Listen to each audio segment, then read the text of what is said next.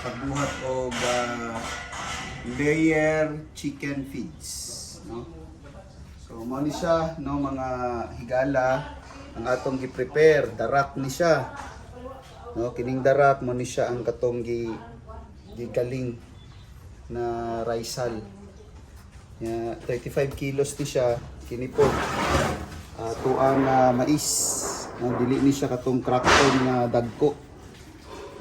Gagmay lang ni siya, kay ibutang man nato ni siya sa pelletizer, muning dili kay ni siya dagko.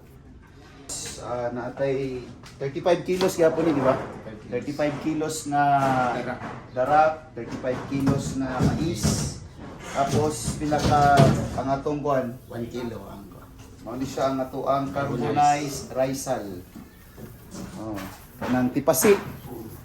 Giluto lang ni siya, mao na nahimo ng carbonized. Tapos isa ka kilo nga asin. Isa kilo nga asin. Tapos mo ni siya nga tuang limestone. Pero ano ni siya kanang eggshell. Igaling lang ni siya. No? Eggshell ni siya. Tapos kini mo ni ato ang sapal. No? Sapal kanang sa lubi ba? Lubi. Sapal sa lubi. Mo ni siya gitawag na kokomit. O copramil. Okay, copramil. Tapos mo ni siya ang sapal sa taho. Taho, sapal sa taho ni siya. Pila ka kilo gani ni? 17 kilos. Tapos kini pod pila ka kilo ang ato ang 8 kilos. 8 kilos. Tapos natay pila ka tubig na to? 30 liters. 30 liters, no? 30 liters og atong veggies. 8.5 na veggies na to. Nani siya malunggay, na repolyo, na madre de agua, carrots.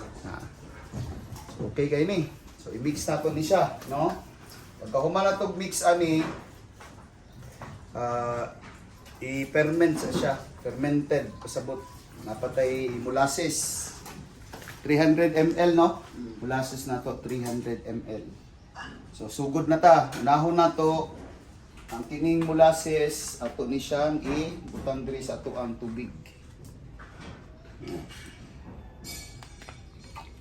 So liquid usa, liquid ang mixture na to. Ini fermented nga na juice, na fruit juice. Ito na diri.